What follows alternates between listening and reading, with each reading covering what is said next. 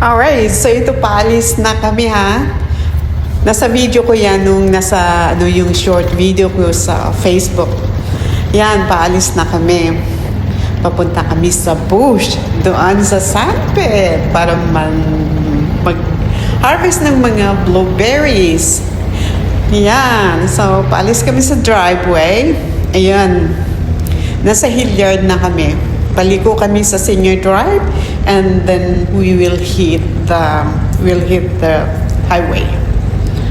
Ayan. Yung nauna, si Javi yan ng driver. Yung naunang nasa Ranger, si Javi, si JJ, saka si Yvette.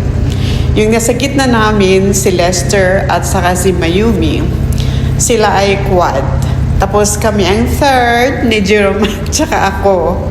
Tsaka yung nasa likod namin. Yan, paliko na si Javi dyan sa Singer Drive. And then, yan, yung dalawang mag-asawa. Yan. Nahuli naman si Bayola, oh, andyan sila, huli sila. Nasa likod pa namin, oh, yan sila, oh. So, yan, pa-approach na kami dyan sa highway 881 yan. Pero hindi kami dadaan dyan sa highway. We will turn left. Mag-turn left kami dito sa rough roads.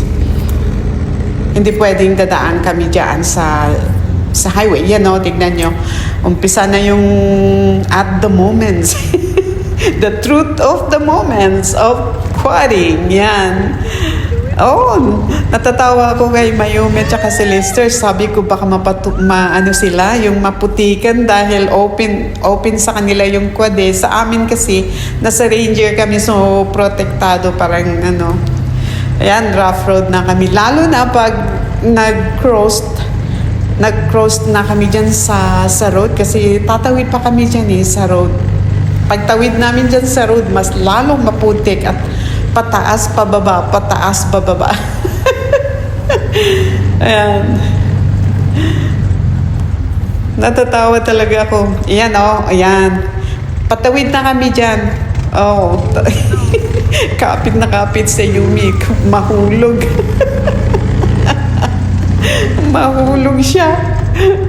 First time pa silang sasama sa amin dyan. Mag-bushwalk. Mag-bushwalk kami. Ay, ang tawag namin dito sa Canada, bushwalk.